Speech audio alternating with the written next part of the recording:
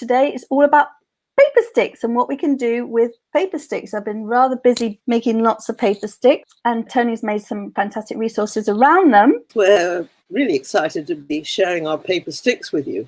You see, Caroline's a wonderful entertainer, and she does entertainment with balloons and bubbles. But the balloons, okay, it's maths with balloons, and maths with balloons is fantastic. But what can the teachers do in the classroom? I mean, balloons are not exactly classroom friendly. And so what we invented between us, and it was like, it was one of those aha moments, wasn't it, Caroline? Because we were trying to think of a way to make it possible for teachers to do the same activities with the children in the classroom. And so all the activities that Caroline does in her maths show can be done with these paper sticks. So here are a few of them.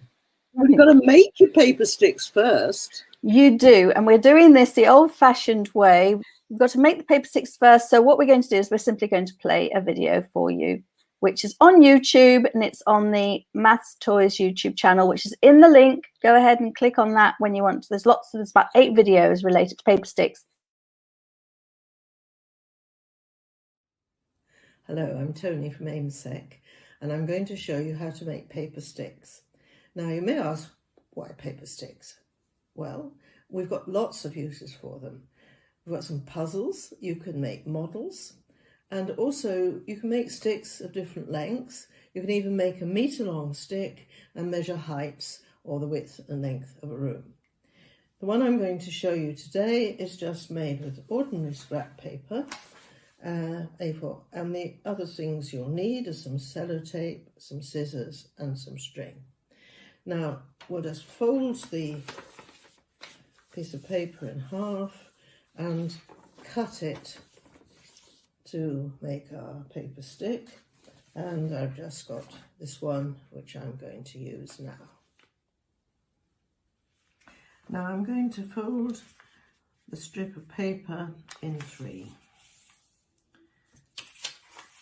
I have to be absolutely exact. Near enough in 3. Then I'm going to tape my piece of string in the middle, and the reason for doing this is that if I do that, just secure it there, it won't pull out later on when I've made the stick. Now we just roll it as tightly as we possibly can. Keep rolling and keep it as tight as you can. You can always start again if it comes to it.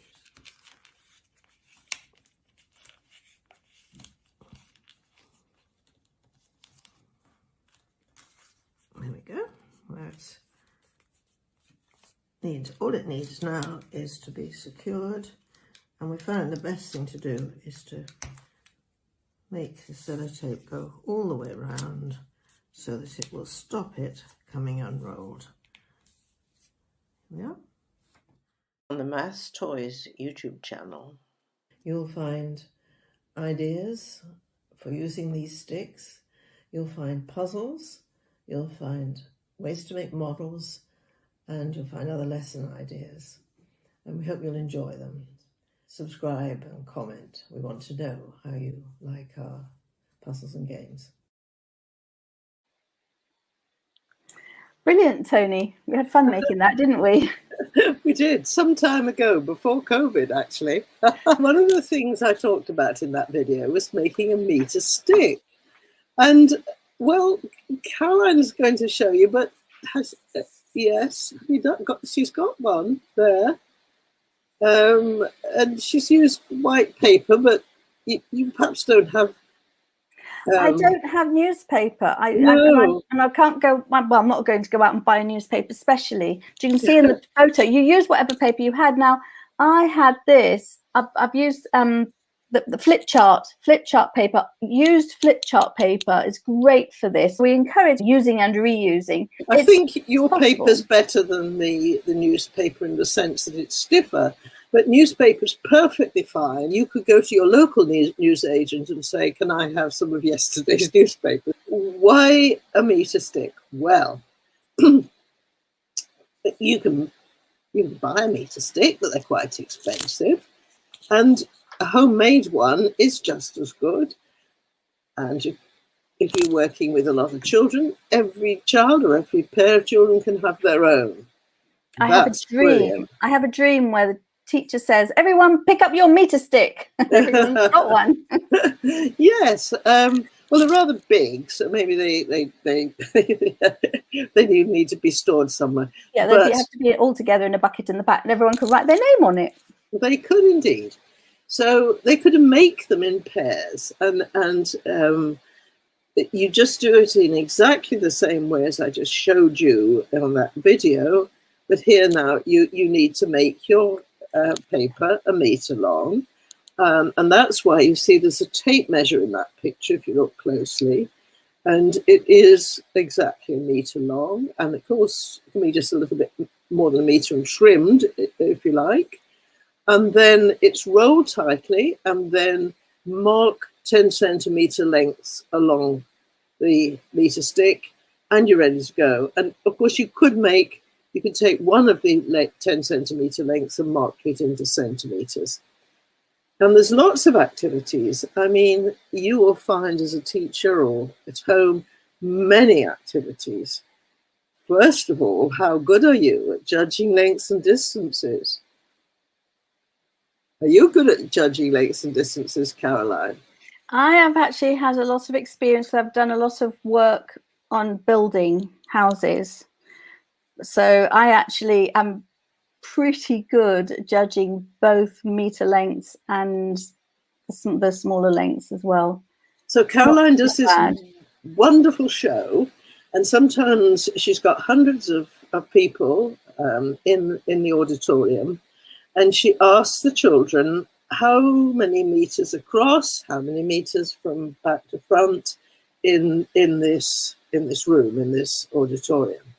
And everybody has to estimate. And then she gets her meter length balloons and gives one to each child and gets them lined up. And so the balloons are end to end, and they go from one end of the room to the other. And then everybody counts. And when you get about halfway, Caroline, you say to people, do you want to change your estimate? I'll get them to revising their estimate. Yes. You used an expression the other day, which was a really nice expression you used. It might have been trial and improvement. It wasn't that, but that's good. That's the idea, that you're not expected to know it. I mean, especially if you don't know, like if you're 10, you're starting to get an idea of how long a meter is. It's very hard to estimate the length of a room. I had a group of 14-year-olds the other day, and some made some great estimates at that side of the hall we were in, because we were in a big hall, but some way out. Why? Because they didn't have the experience, and this is how you gain the experience. Absolutely. By doing activities like this, and that's how you get good at it. Absolutely. And when you start to learn to drive, it's really an important skill, because you're given in the highway code, it says about being able to see a number plate at a certain distance, and keeping your distance from the car in front, and so on. So these sort of it's distances and also fairly short lengths. So measuring heights, for example, can you estimate the heights of people? And more than that, one of the things that a class often does is to measure everybody's height and to record the heights. And this is an exercise in collecting information and data for some sort of statistical study. But it's really useful to be able to interpret scale on maps and plans. So you're looking, so often we draw a plan of something. It might be a rough plan, or it might be a quite carefully drawn plan. Most people, if they're going to do something in craft work, let's say they're going to make something in maybe in woodwork, or if they're going to tile a room or a wall, lots and lots of times you want to be able to make a scale drawing and interpret a scale drawing.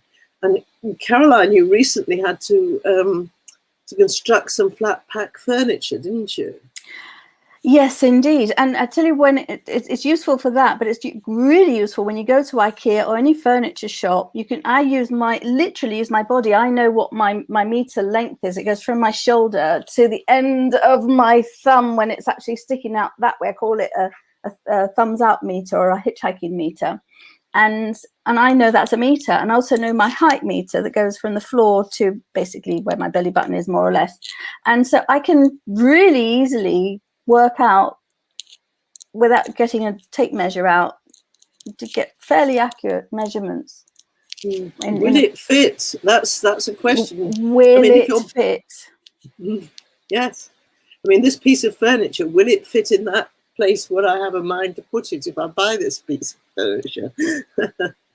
Okay, so lots of reasons for this being a good activity, and you don't need any expensive equipment, and it's great fun for children and adults alike.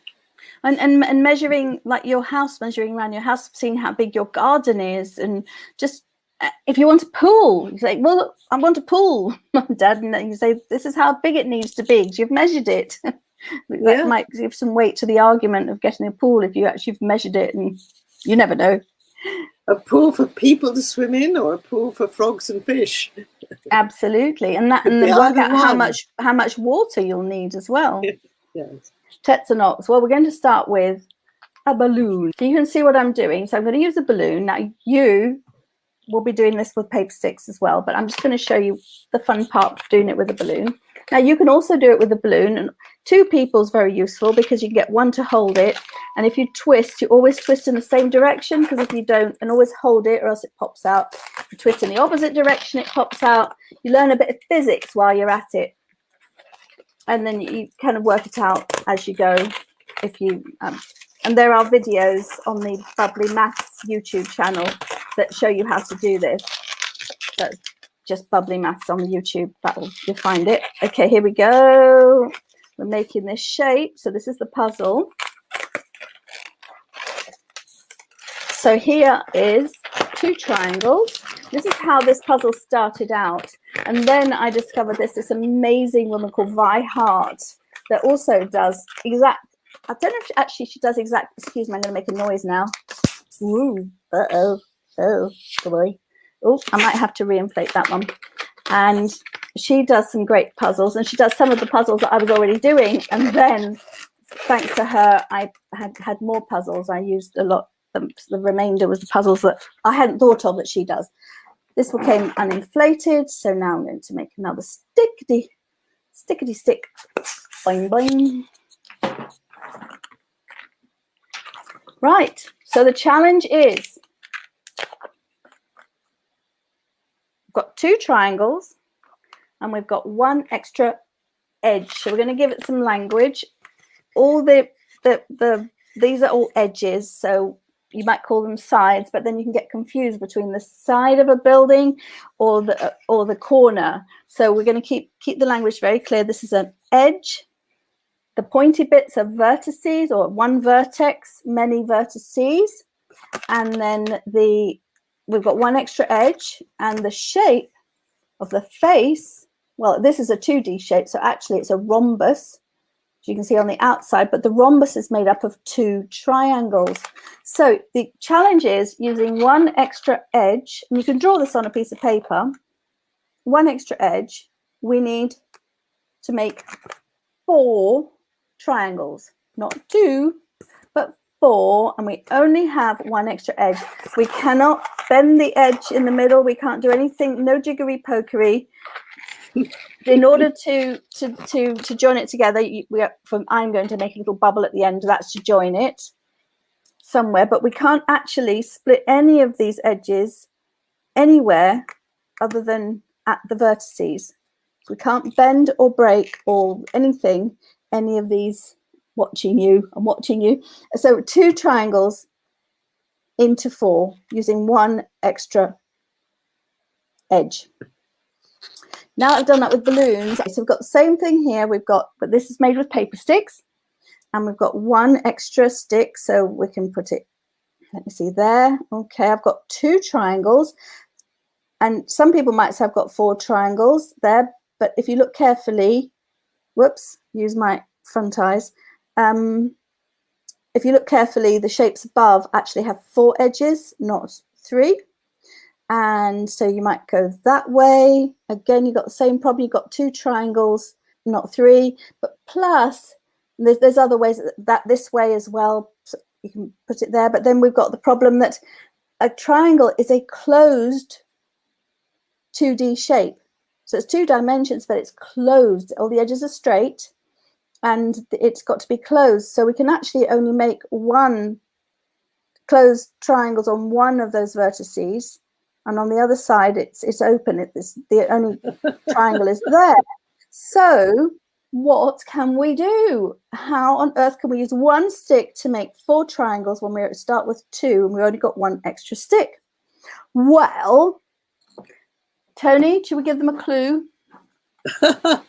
Well, all the triangles have got to be the same. All the triangles have to be the same. Yes. And I might give you this clue here. That's one of the places where that extra stick is going to fit. And then what we're going to do is we're going to use the magic of 3 dimensions to now make... Wow, it's a pyramid or tetrahedron. Wonderful. Yeah, tetrahedron, which is okay. So you're now going to learn some ancient Greek. So ancient Greek, so in English, this thing has 1, 2, 3, 4. 4 faces. Well, in ancient Greek, it's called a tetrahedron. So what could tetra mean and what could hedron mean? 4 faces, tetrahedron. So you just learned some ancient Greek. I think you probably put 2 and 2 together and got 4 faces. So good job there. That's one of the puzzles. Now, you've come up with a challenge for the second puzzle, Toni. You seriously want me to start with this? This is where we're starting. How many sticks have you got there? We've got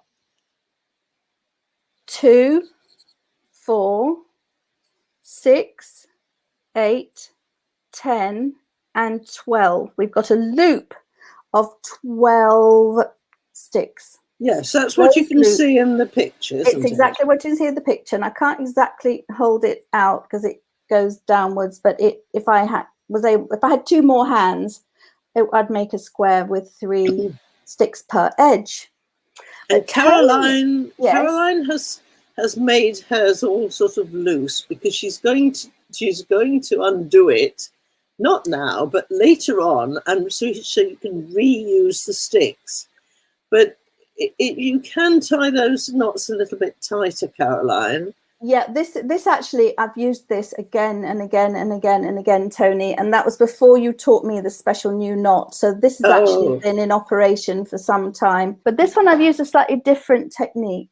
So I'm going to use this one. And the thing is, we've got a loop of 12 sticks, and we're going to make a shape with 8 equilateral triangles. So with our tetrahedron, they were equilateral, and they were all the same. So this is a platonic shape where every face is the same shape, more or less.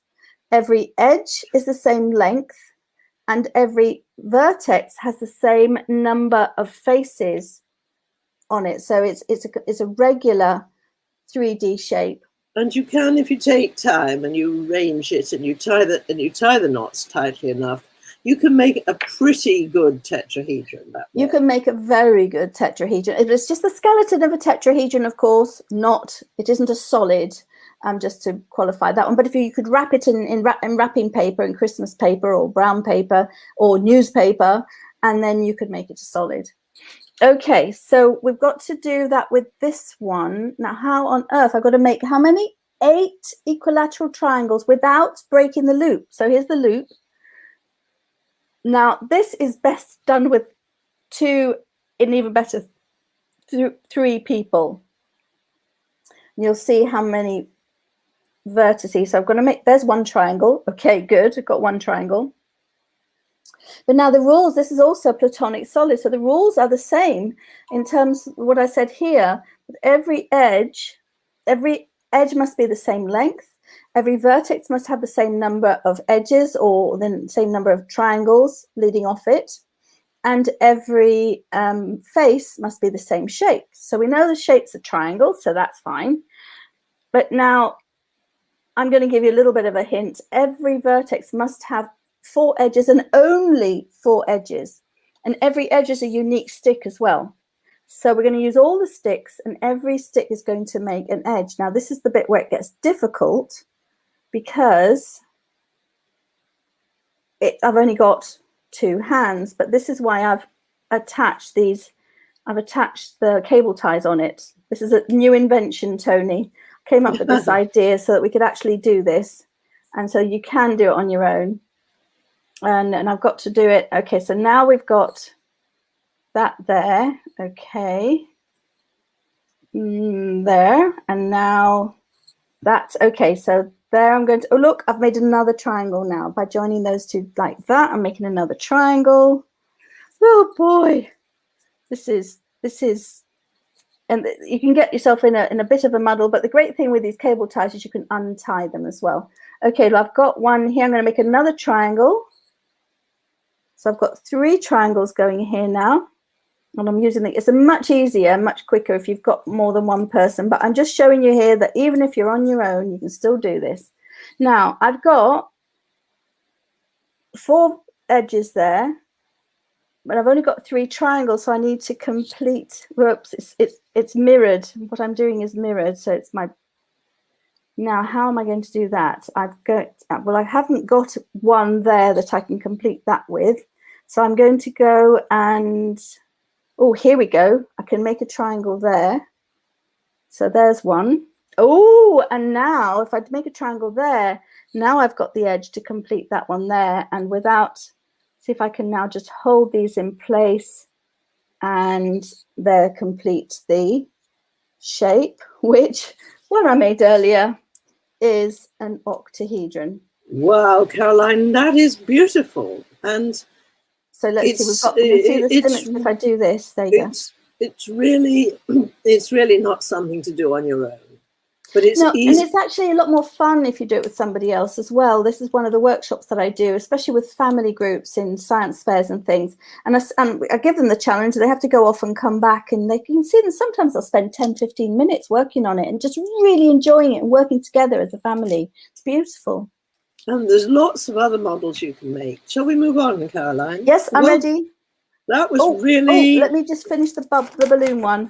Here you go, make another, whoopsie, make another bubble there. Kerpow, and there you go. If you've got a loop of paper sticks, can you use it to find different rectangles that have the same perimeter? I mean, you just got your loop, you don't break it, you just make different rectangles, and then we're going to look at some other shapes. So there are 2 rectangles that you can make with the same loop as Caroline just used to make the octahedron. And you can perhaps look and you can see what the areas would be. They've got the same perimeter, 12 units. What are the areas? And if you want, you can actually make more sticks to actually join in the internal one so that you can see the matrix. Make the grid. Thank you. Yeah. You can do that if you want it, if it helps visualize. And you can count, but it's 9 and 8, isn't it? Okay. Can you make other rectangles? Can rectangles have the same perimeter in different areas? Clearly they can, because those 2 have both got a perimeter of 12 and an area of, well, different areas. And there are 3 rectangles all having a perimeter of 12 units, but different areas. What about 16 units or 18 units? And then not just rectangles, triangles, other shapes. You don't have to have the sticks. You can just sketch the shapes. We're asking the question about a loop of 18 sticks and what can we do with it. And you don't have to have the sticks. When we're making these shapes, we're going to ask, what are the perimeters and what are the areas? Oh, well, there are 4 different triangles. They're all different shapes, but they're all made with a loop of 18 sticks. And Caroline's doing some sketching while I'm talking. 2, 3, 4. I'm going to go with 5. 5. How many have I got left? 13. Oh, that doesn't sound so good. 2, 3, 4, 5, and then oh, these are going to have to be smaller. Oh, yeah, my angles aren't right here, Tony. 3. I'll change that.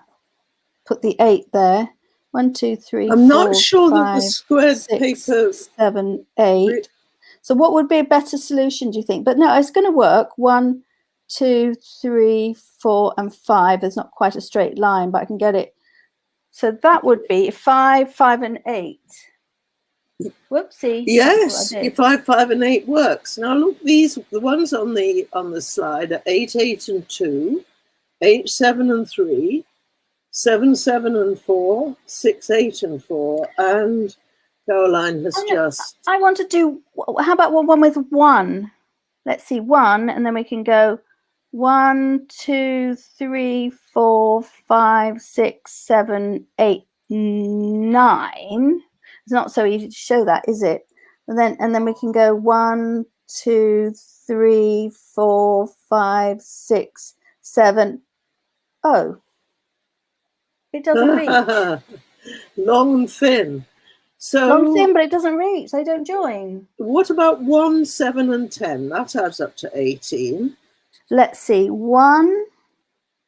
Okay, let's go 1, 2, 3, 4, 5, 6, 7, 8, 9, 10. And now 7. 1, 2, 3, 4, 5, 6.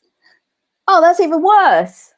But Caroline, you've got right angles there, and you don't need to have right angles. Well, yeah, I know, but you still can't do it. No, it won't reach. Even if I've got the angles exactly right, it won't reach because I'm 3 lengths short. So there's a question here: which triples of numbers? So you've got sets of 3 numbers that add up to 18.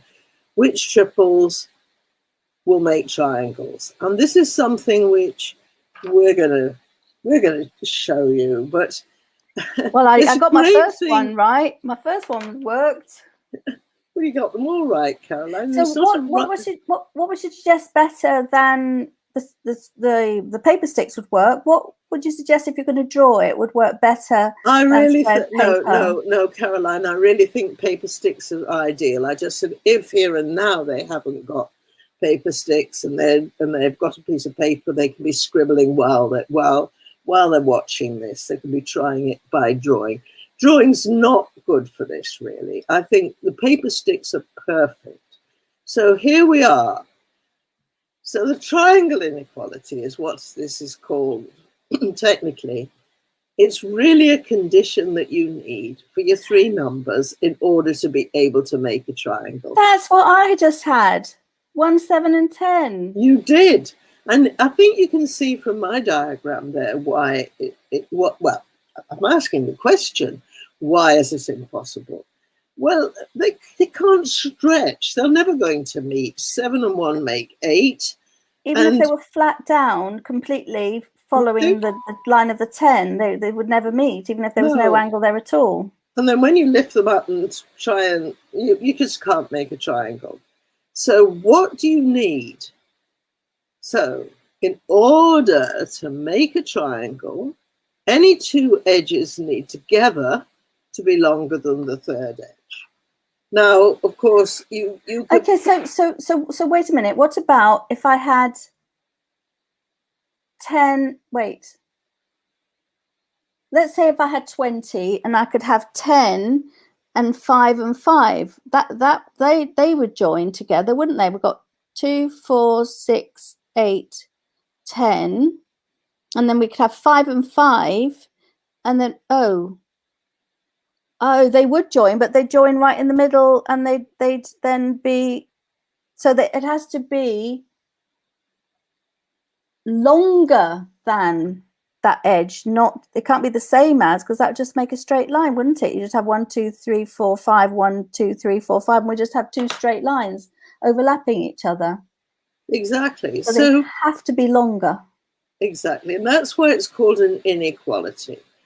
I mean, together they've got to take any two, and together they've got to be longer than the third one. And you can put that into a formula, but we're not going to have formulae. We're just talking about the maths here. I don't think, I mean, the formula's very nice because it gives you a general result, but not for today.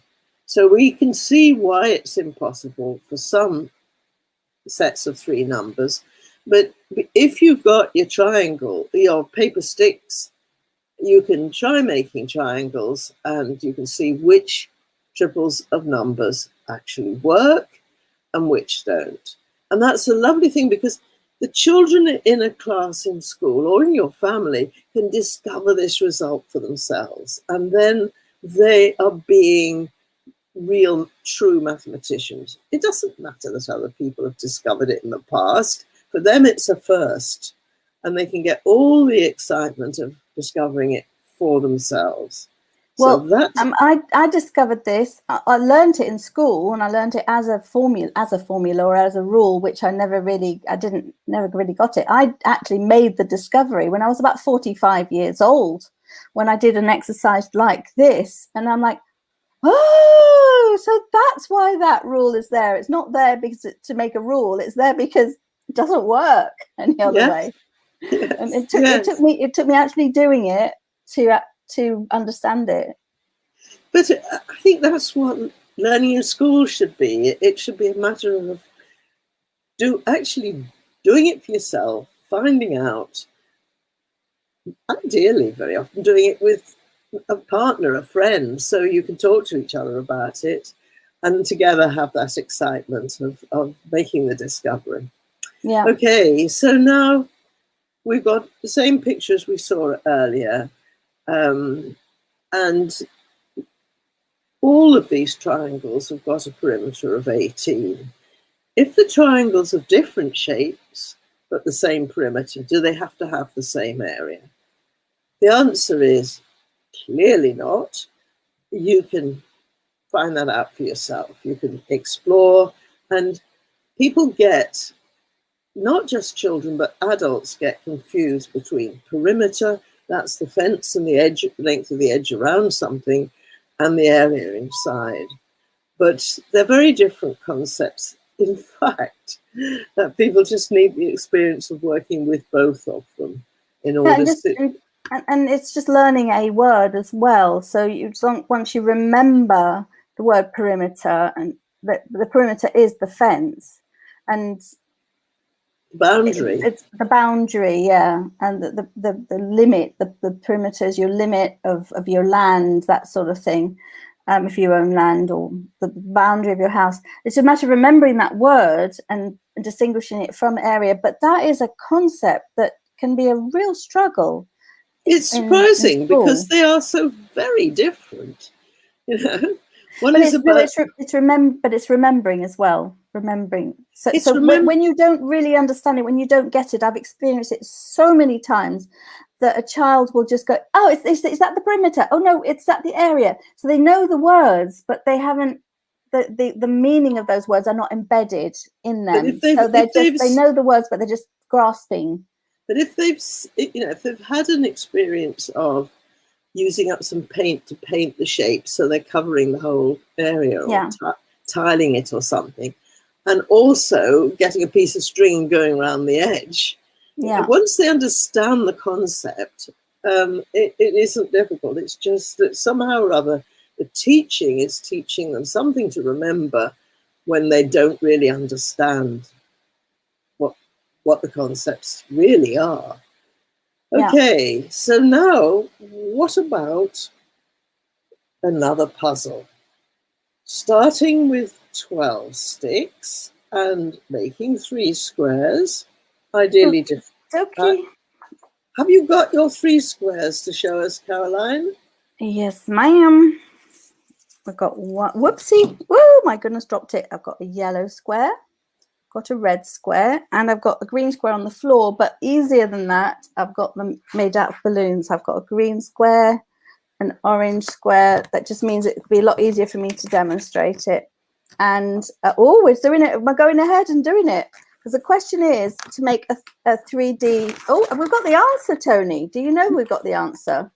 No, we haven't got the answer. See the answer. Well, okay. all right, we'll get rid of the answer. So, so the way I say it is we're going to make a 3D shape, and usually a 3D shape comes out like this, which is grand. Whoopsie, it's really hard for. I'm just going to look at the balloons and not the screen. There we go. There's a whoopsie, a 3D shape. You lost your head. I'm totally lost the plot completely. But the thing is that these have 2 edges, 2 balloon edges together. That's not so allowed. That's not allowed. we want to make a 3D shape where every edge is unique with 1 balloon edge. And Caroline, and it's got to be a regular please, shape. miss, we've got to have 6 triangular faces. 6? We do. 6? Are you sure it's 6? Oh no, that's what the slide says. I think it's 8. I think it might be 8 too. I hadn't spotted that. So we're going to start with 2 of them. And this is it. You can see Tony and my reaction. When we make mistakes, we don't get horrified by it. We just laugh and fix it. We make magnificent mistakes and we learn from them to read the slides more carefully before we publish them. I've corrected it. But the other thing is, when Caroline does this on this in one of her shows, she gets the kids up on the stage, all grown-ups, and they try and do it, and they try and make that prism shape which she just shows you, that almost every time. Now, and sometimes they do this. Sometimes they do that, especially when I've only asked for a 3D shape, and this is a perfectly legitimate 3D shape, but this is not a polyhedron, it's not a solid, and it doesn't have any. They're not making triangles with this. You're just making these random 3D shapes, which are very pretty. If you dip that in bubble juice, it's fantastic. It's a wonderful thing to look at. It's got lots of that geometry we were looking at the other day. But in this case, we want all triangles. So how are we going to take this square and add it to this to make triangles? Well, we're missing the horizontal edges. So we can push that down or push it through the center and join them together like so.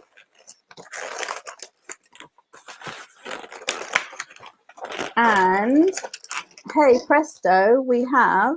That is lovely. I really like that. And what you've got on a piece of paper there is you could have on a piece of paper is something to challenge your other people with, and the steps there are what we call the answer earlier, but they're not really the whole answer. You've still got actually to do it. And when you do, you just need to make 3 squares. Yes, 3 squares, and there you have it. And Caroline has just shown you, and there's a picture. And the big question is, well, what is it? It's an octahedron, isn't it? And a great way to see it is if you just face one way like that, you count 1. Not everybody sees it. Not everybody has that. It's something you get that comes with practice. Some people kind of comes naturally quite easily, but some people need practice. And on this side, you've got 1, 2, 3, 4 triangles, and then you turn it around completely. The mirror image has the same 4 triangles, and it actually looks the same no matter which way you look at it. So you've got 4 triangles there, 4 triangles there, which is a total of 8 triangles. And it's called an octahedron because it's got 8 faces. octahedron. We've got the ancient Greek. Look at you guys, you're learning ancient Greek. This is fantastic. Yes, and I'm asking you, what do you notice about it? I mean, what else? It's the same shape as Caroline made earlier, with the long loop that she made into the octahedron. And yes, it's the same shape. And in fact, the paper triangle one is slightly better insofar as it's more nearly the shape. You can see it's two pyramids that are sort of meeting together, two square base pyramids that are meeting together, 4 up on the top and 4 down below. Now show us the balloon again, Caroline. And the colors there are very significant. So now, Caroline, hold it still. Now, Caroline's got the blue square horizontal now, okay, more or less.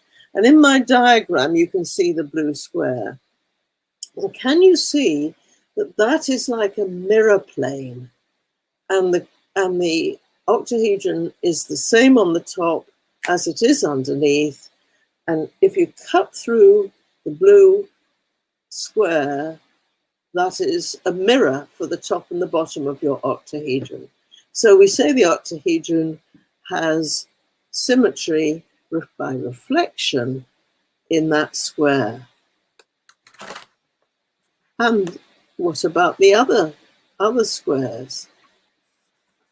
In the picture on the slide, you can see the red square. Well, Caroline's is orange. And you can see the square-based pyramid on each side, 2 square-based pyramids on each side of the, yes, up and down. So that's another plane of symmetry. We call it a plane of symmetry or a mirror plane. So there are 3 mirror planes. There's also a green one.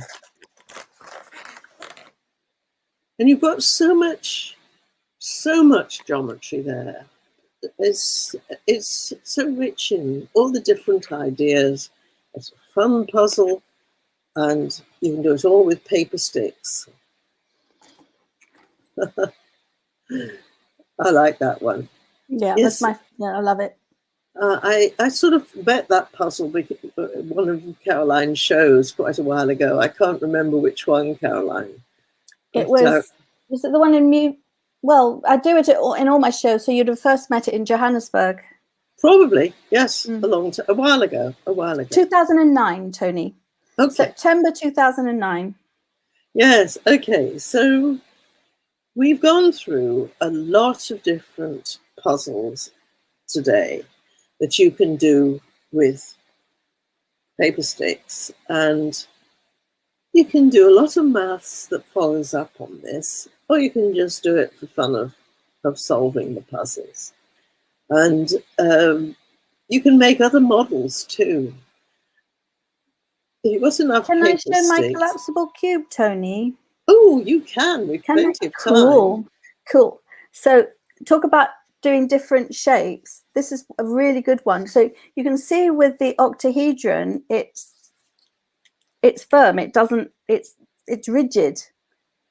I can only squish that by actually breaking it or breaking the vertices or something. But here is a cube, and in order for the cube to hold its shape, I actually have to hold it. If I let go of any one of the vertices or anything, it just, oh, look at that, it flops down into sticks, just a pile of sticks. But look at this, if I make it into 2D, I can flatten it down to 2D shapes, and look, we can make that shape, we can make a rectangle, we can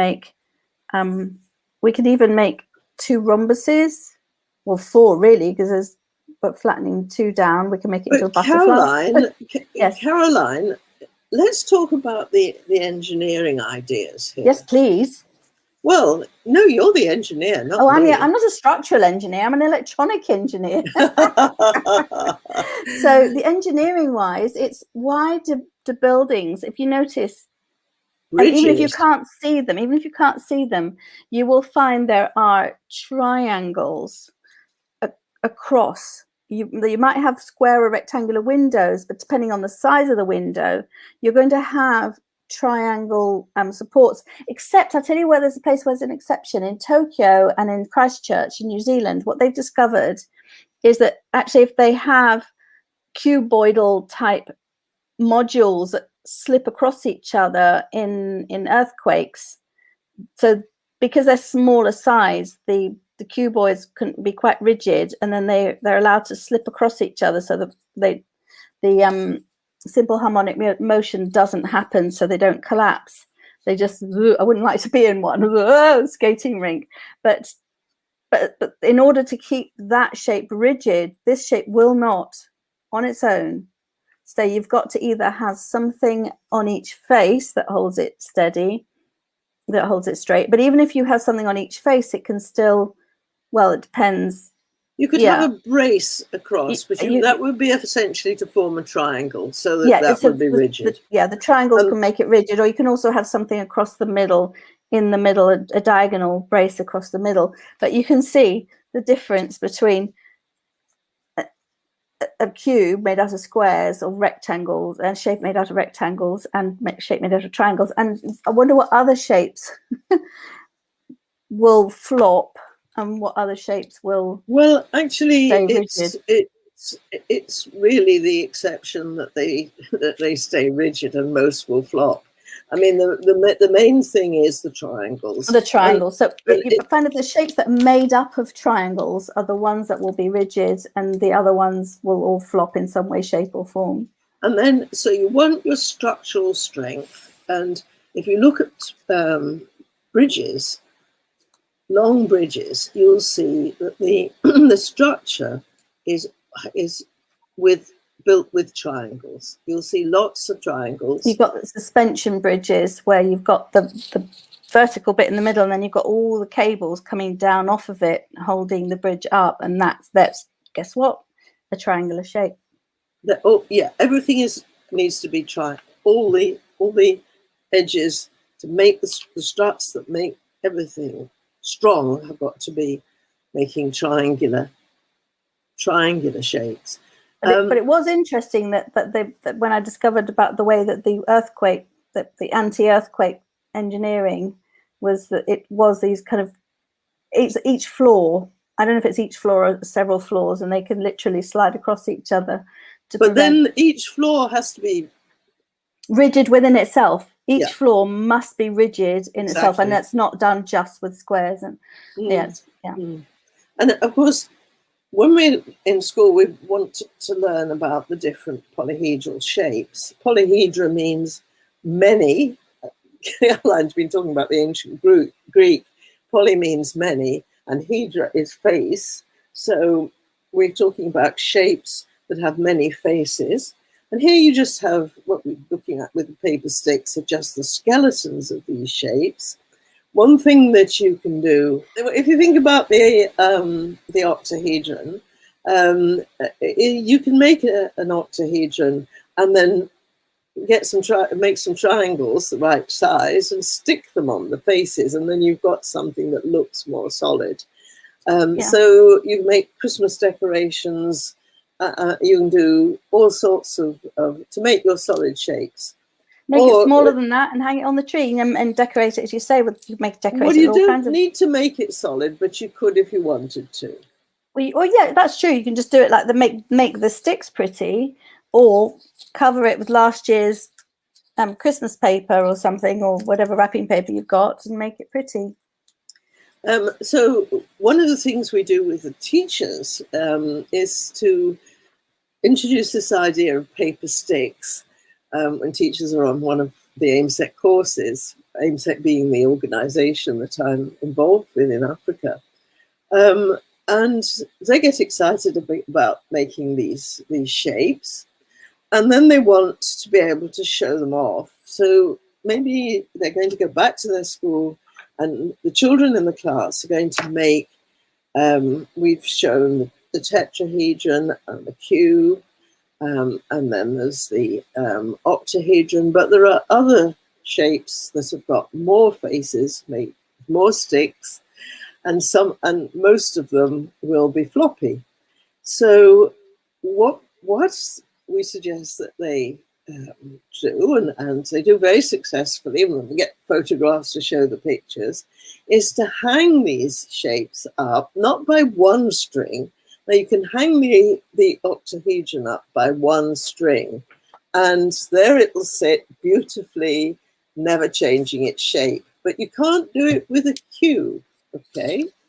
So you can get 4 strings and join them together so that they just suspend the cube, and then under its own weight the cube will hang down in a lovely cube shape.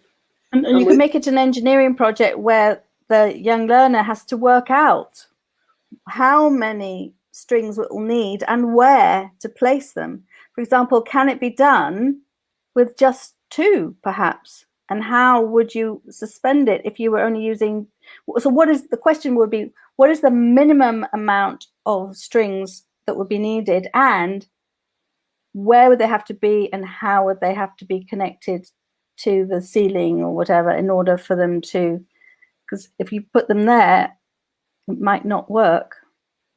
And the point is that even if you have a structure where, I mean, this is very floppy, and the string at the corners is very, yeah, but very you can do loose. it with 2, Tony. You can do it with but 2. you can make a woodworking joint, and you can make it hold quite well at those corners, okay?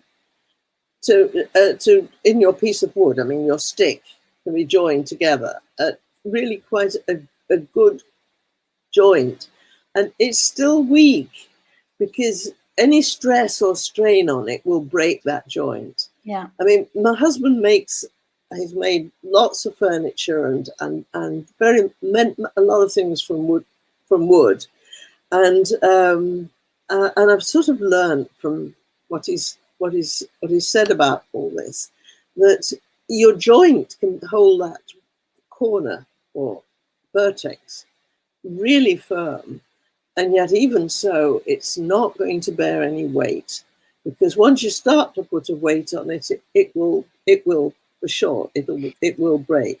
And that's the reason why you shouldn't lean back on chairs, because you're completely putting the stress in totally the wrong place. And you've always got a lot of chairs, you've got that extra bar going across further down that's not right under the seat. It's like part the way down the chair, because they're the wrong shape. They're just straight down. And so that bar's needed to hold the legs from flattening out.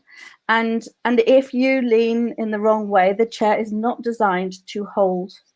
It'll be under too much stress and it will collapse, and you will go, ouch. Like I mentioned, AIMSSEC, resources are available. Go to the Aiming High website. Oh, hold on. I've got to hold on, Tony. They can't see it. Here we go. Put it here. There you go. There are 4 links for you. They are all in the description. So for enjoyment at home and for home and school learning, you've got Wholesome Rectangles, which is, well, the word rectangles is in the title. It's really all about number. Lots of number puzzles in there. The Tets and Octs puzzle we've worked through this afternoon. We've talked about meter measures, making that meter stick and doing lots of measurement. And there are 8 videos on the AIMSSEC YouTube site, all about paper sticks and different things that you can do with paper sticks. And that is called MathsToys. The AIMSSEC YouTube channel is called MathsToys. Well, the reason Caroline and I called it MathsToys was because we wanted people to enjoy their maths, so hence the toys idea, and that it's a good way to, playing with maths is a good way to learn maths. Yep. So, and that's a good note on which to finish. Yeah, that's a brilliant note on which to finish. To enjoy maths is to learn maths. Yes. For greater understanding and enjoyment of mathematics, the MathsToys YouTube channel is brought to you by AIMSSEC and the Aiming High website. In the description, you will find a link to our home learning guide for ages 4 to 18 and a teacher resource pack. If you find this video useful, there is a GoFundMe link in the description to donate to and support AIMSSEC. The money goes to bursaries for professional development for teachers in disadvantaged communities around the world. Subscribe, comment and ding the notification bell to make sure you don't miss our latest activities.